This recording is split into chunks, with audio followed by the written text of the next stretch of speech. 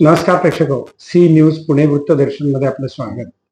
1ली ते 10वी असा अभ्यासक्रम पूर्ण केल्यानंतर 10वीला जी उच्च माध्यमिक आणि माध्यमिक अशा दोन बोर्डांपैकी जी माध्यमिक परीक्षा होते त्याच्यामध्ये निकाल हा 95.81% लागलेला आहे आणि 10वीच्या या निकालामध्ये याही वर्षी अतिशय धक्कादायक आणि चांगले असे निकाल लागलेले आहेत.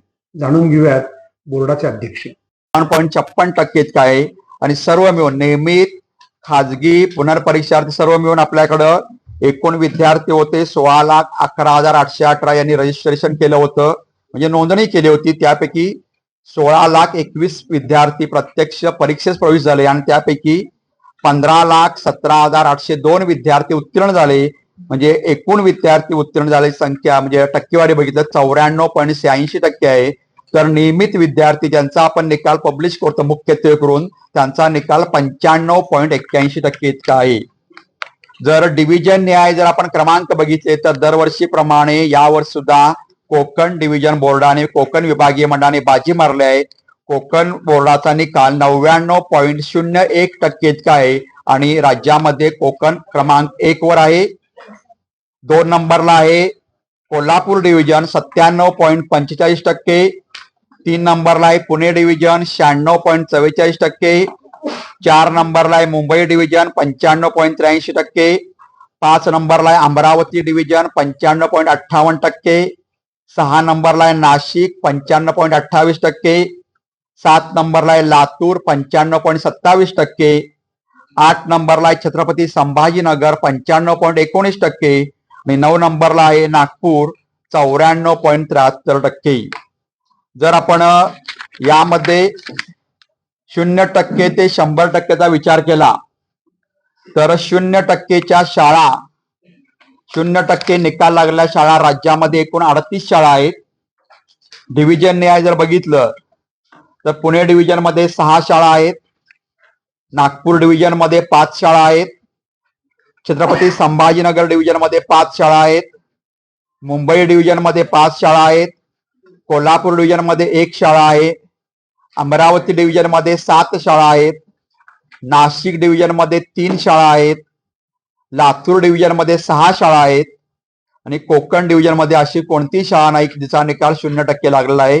अशा एकूण राज्यात 38 शाळा आहेत त्यांचा निकाल 0% लागलेला आहे.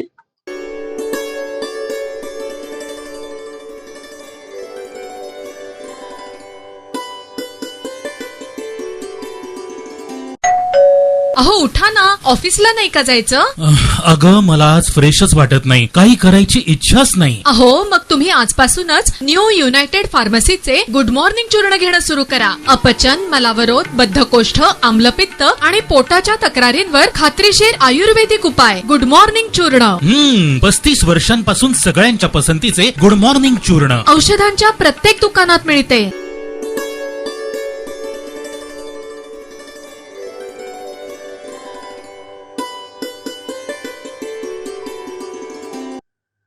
पुण्यातील पोर्शे कारनं ज्या 2 लोकांचा बळी घेतला आणि ती गाडी चालवणारा जो वेदांग अगरवाल होता आणि त्याचे वडील विशाल अगरवाल आणि त्याचे आजोबा सुरेंद्र अगरवाल यांची एक वेगळीच बाब आज पोलिसांनी उघडकीला आणली. ज्या दिवशी हा अपघात झाला त्या दिवशी त्याचे रक्ताचे नमुने जे घेतले होते वेदांगाचे ते बदलण्यात आले आणि ते बदलण्याच्या कामी ससून रुग्णालयातील 2 डॉक्टर्सनी त्यांना मदत केली. त्यांना आज पोलिसांनी अटक केलेली आहे आणि त्याचा तपास चालू आहे. या बाबतीत पुण्याचे पोलीस आयुक्त यांनी दिलेली ही माहिती. या केसमध्ये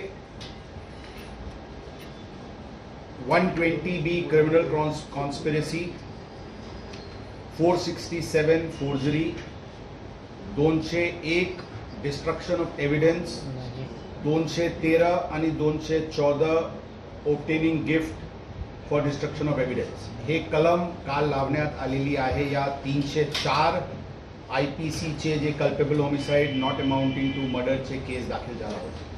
यामध्ये अशा समोर आलेली आहे की 19 तारीखला 11 वाजताचे सुमारास जे ब्लड सॅम्पल जुवेनाईल एक्युज्डची ससून हॉस्पिटलला कलेक्ट करण्यात आली होती ती चुकीने दुसरा ते एक क्रिमिनल कॉन्स्पिरसीचे अंतर्गत एक दुसरा व्यक्तीचे ब्लड सॅम्पल रिप्लेस करून त्यांना फॉरेन्सिक लॅबला पाठवण्यात आली होती. सांगण्याचे उद्देश क्लॅरिफाय करण्याचे दृष्टिकोनातून जे जुवेनाईल एक्युज्ड होता, जे गाडी चालवत होता, त्यांचे ब्लड सॅम्पल ससून हॉस्पिटलचे डॉक्टरनी घेतली आणि ते डस्टबिनमध्ये फेकली. एका दुसरा व्यक्तीचे ब्लड सॅम्पल काढली, त्याचेवर डॉक्टरनी सील केला की हे जुवेनाईल आरोपीचे नाव लिहून की हे यांचे ब्लड सॅम्पल आहे आणि त्यांना फॉरेन्सिक लॅबला पाठवण्यात आली.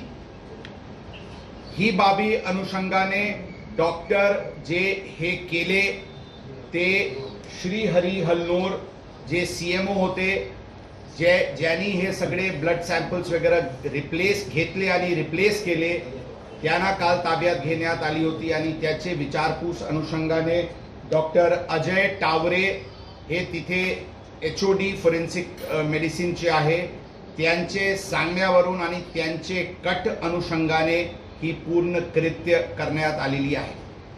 ही बाबी आम्ही आपल्याला यापूर्वी सांगितले होते की ती शंका किंवा ड्यू डिलिजन्सचे दृष्टिकोनातून रात्री एक दुसरा हॉस्पिटल औंधमध्ये जे आहे सरकारी हॉस्पिटल, तिथे जुवेनाईल आरोपीचे एक सेकंड सॅम्पल घेण्यात आली होती. ही सॅम्पल घेण्याची उद्देश DNA मॅचिंगसाठी की जी ससून हॉस्पिटलवरून सॅम्पल गेलेली आहे ती जुवेनाईल एक्युज्डचीच आहे ही खात्री करण्याच्या दृष्टिकोनातून पाठवण्यात आली होती. आणि काल जे आम्हाला फॉरेन्सिक रिपोर्ट प्राप्त झाले त्यामध्ये औंधचे सॅम्पल हे जुवेनाईल एक्युज्डचे आहे आणि त्यांचे वडिलांचे पण सॅम्पल आम्ही घेतली होती. त्यांना ससून हॉस्पिटल फॉरेन्सिक लॅबला पूर्ण क्लॅरिटीचे दृष्टिकोनातून, आणि ती औंधची सॅम्पल हे जुवेनाईल एक्युज्डची आहे आणि त्याची सॅम्पल त्यांचे वडिलांसोबत मॅच झालेली आहे. परंतु ससून हॉस्पिटलची जी सॅम्पल आहे ते जुवेनाईल एक्युज्डची मॅच होत नाही, म्हणून हे थर्ड पर्सनची सॅम्पल आहे. हे स्पष्ट फॉरेन्सिक रिपोर्टवरून काल संध्याकाळी झाली होती. त्याचे नंतर हे डॉक्टर्सला ताब्यात घेऊन विचारपूस करून त्यांना अर्ली मॉर्निंग आवर्समध्ये कलम वाढवून अटकची कारवाई करण्यात आलेली आहे. पुण्यामध्ये नेक्स्ट जेन करिअर फेस्टचं प्रदर्शन सुरू झालेलं आहे आणि त्याचं उद्घाटन हे डॉक्टर नितीन करमाळकर, माजी कुलगुरू पुणे विद्यापीठ यांनी केलेलं आहे. त्यांच्या मताप्रमाणे आर्टिफिशियल इंटेलिजन्स हे पुढच्या 10 वर्षाकरता जगामध्ये अतिशय चांगल्या प्रकारे रोजगाराची संधी उपलब्ध करून देणारा आहे आणि त्यामुळे नोकऱ्या कमी होण्यापेक्षा त्या वाढण्याची कदाचित शक्यता आहे, अशी शक्यता त्यांनी बोलून दाखवली. हे सगळं पूर्वी घडून गेलेलं आहे तेच पुन्हा एकदा नव्यानं आणायचा प्रयत्न करतोय. तर मला असं वाटतं की बऱ्याचशा चांगल्या गोष्टी आपल्या पूर्व काळात घडलेल्या आहेत, त्याच्यामध्ये सुद्धा मोठ्या प्रमाणात ताकद आहे ज्याचा आजच्याशी आपल्याला ब्लेंड करता येईल. त्यामुळे AI ला म्हणून घाबरून जायचं कारण नाही, कारण शेवटी AI एक कृत्रिम बुद्धिमत्ता आहे, नैसर्गिक नाही आहे. आणि ती शेवटी कोणी निर्माण केलेलं माणसाने निर्माण केलेली आहे. त्यामुळे त्याच्याशी डील करायचं म्हणजे AI ला म्हणजे माझ्या नोकऱ्या गेल्या, सगळं संपलं, आयुष्यात मी कुठे बर्बाद झालो असं काही नाही आहे. चांगल्या पद्धतीनं इथे सगळे जे मी प्रदर्शन पाहिलं या सगळ्या गोष्टी ज्या लिहिलेल्या AI च्या संबंधित त्या सगळ्या NEPमध्ये आहे. NEPमध्ये जवळजवळ सर्व गोष्टींचा समावेश केला. मनुष्य घडत असताना त्याला काय काय आवश्यक आहे, संगीत असेल, संस्कृती असेल, इतर आचार विचार असतील, नीतिमत्ता असेल, आणि त्याचप्रमाणे इतर विशेष जो विषय आहे त्यामध्ये, आणि विशेष विषयाबद्दल बोलताना सुद्धा त्याला आपण मल्टीडिसिप्लिनरी केलेलं आहे. म्हणजे फक्त इतिहास केला आहे आणि इतिहास केला आहे, मी आता इतिहासाव्यतिरिक्त मला काही येत नाही, मी इकडे तिकडे जगू शकत नाही, अशी परिस्थिती येणार नाही. त्याला इतर अंग जोडली गेलेली आहेत. आणि ही पूर्वापार आपल्याकडे पद्धती, गुरुकुल पद्धतीमध्ये ज्याचं आपण म्हणतो की 64 कला आणि 14 विद्या अशा पद्धतीचं शिक्षण दिलं जायचं, आणि ज्याच्यात त्याला गती आहे त्याच्यामध्ये तो पारंगत व्हायचा. तो प्रकार आणायचा प्रयत्न. गुरुकुल आपल्याला आणता येणार नाही, विद्यार्थ्यांची संख्या इतकी प्रचंड आहे, गुरुकुल करता येणार नाही. पण NEPच्या माध्यमातून आपण हा प्रयत्न निश्चित करतोय की त्याला जी आवडेल, त्याला जी रुचेल, त्याला जी रुची ज्याच्यामध्ये निर्माण होईल त्याच्यामध्ये त्यांना पारंगत व्हावं. आणि ते करत असताना त्याच्याशी जे अलाइड ब्रँचेस आहेत त्याच्यामध्ये सुद्धा एक कनेक्ट डेव्हलप केलेलं आहे. म्हणजे फक्त नुसता AI किंवा नुसता गणित विषय एवढाच न राहता इतर गोष्टींचं साधारणपणे आकलनसुद्धा त्याला झालं पाहिजे, ज्याला असं म्हणतो की आपण त्याला होलिस्टिक डेव्हलपमेंट. अशा पद्धतीने त्या विद्यार्थ्याची डेव्हलपमेंट होण्याच्या दृष्टीनं हा प्रयत्न आहे.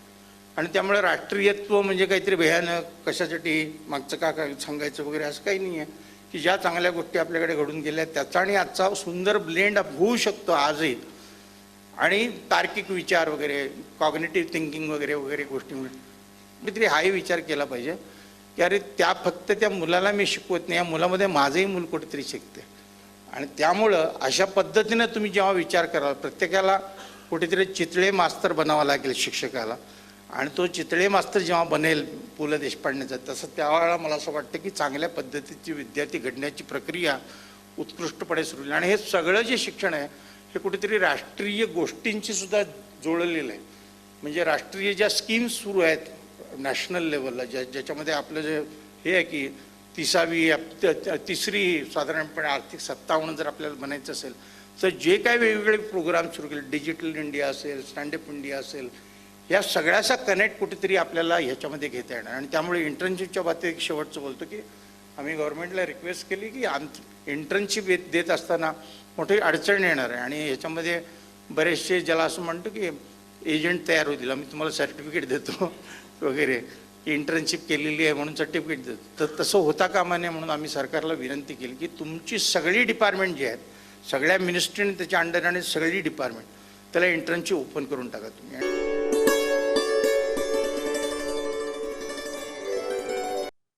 पुण्याचं रेल्वे स्टेशन हे आता एक निवारा गृह झाल्याचं दिसून येते. अनियमित येणाऱ्या गाड्या, त्याचप्रमाणे तिथे प्रवाशांकरता असलेल्या अपुऱ्या सुविधा आणि प्रवाशांची असलेली गर्दी आणि प्रशासनाचा ढिसाळपणा असं एकंदरीत चित्र त्या ठिकाणी दिसून येते. या कामी पुण्यातल्या एका जागरूक नागरिकानं केलेली ही पाहणी.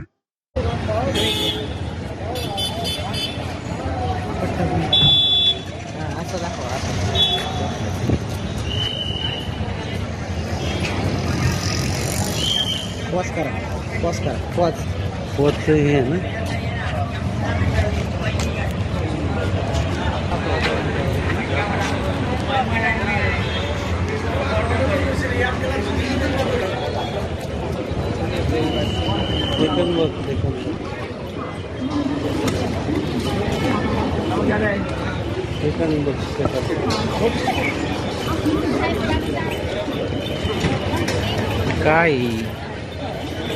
काय झालं, काय कंडिशन?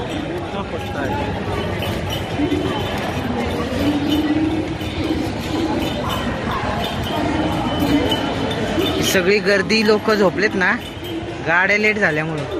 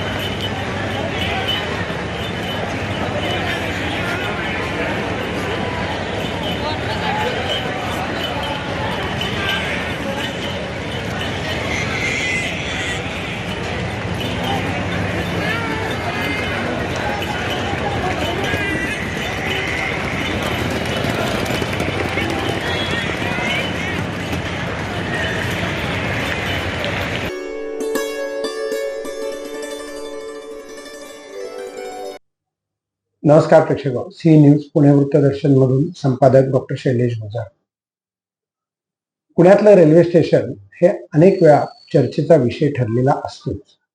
मध्यंतरीच्या कालावधीमध्ये हा चर्चेचा विषय मर्यादित होता. तथापि गेल्या 3-4 महिन्यांमध्ये पुणे रेल्वे स्थानकावरची असणारी गर्दी, त्याला जोडलेलं मेट्रो स्टेशन आणि एकंदरीतच पुण्यात वाढलेली संख्या याचा जर मेळ घालायचा ठरला तर ते स्टेशन आता अपुरं पडतंय हे निर्विवाद सत्य आहे. काल मी स्वतः त्याच्या सरकत्या जिन्यावरनं प्रवास करत होतो आणि त्याच्यावरती इतका लोड होता की ती थांबली त्या ठिकाणी. त्या ठिकाणी जो सिक्युरिटी वॉचमन असायला हवा तोही नव्हता. मोठ्या अपघाताला ते निमंत्रणच होतं. त्याचबरोबर लांब पल्ल्याच्या येणाऱ्या गाड्या 12 ते 14 तास 18 तासापर्यंत त्या उशिरा येत आहेत. त्यामुळे प्रवाशांनी ते निवारागृहासारखं रेल्वे प्लॅटफॉर्मचा वापर केला. अस्वच्छता, दुर्गंधी, पिण्याच्या पाण्याची सोय नसणं यासारख्या असंख्य गोष्टी तिथे घडतात. त्याचबरोबर तिथे खाद्यपदार्थांची विक्री करण्याकरता बाहेरून लोक येतात. त्या ठिकाणी असलेले जे प्रवासी आहेत त्यांना भूक लागलेली असते, लहान मुलं असतात, सिनियर ज्येष्ठ नागरिक त्या ठिकाणी असतात, काही डायबेटिक रुग्ण असतात, त्यांना काही आहार घ्यायचा असतो. अशा वेळेला मिळेल त्या दरानं मिळेल ते अन्न त्या ठिकाणी घ्यावं लागतं. याला वाली कोण? कारण गेले 1-1.5 वर्ष पुण्याला खासदार नाही आणि रेल्वेच्या अधिकाऱ्यांना खासदाराशिवाय भाषा समजत नाही. स्थानिक राजकीय पक्ष कुठलाही तिथे जाऊन काम करत नाही. रेल्वे सल्लागार समिती अस्तित्वात आहे का नाही असाही प्रश्न येतो. तेव्हा आता तरी पुण्याला चांगलं रेल्वे स्टेशनचा दर्जा मिळेल का? पाहत राहा सी न्यूज पुणे.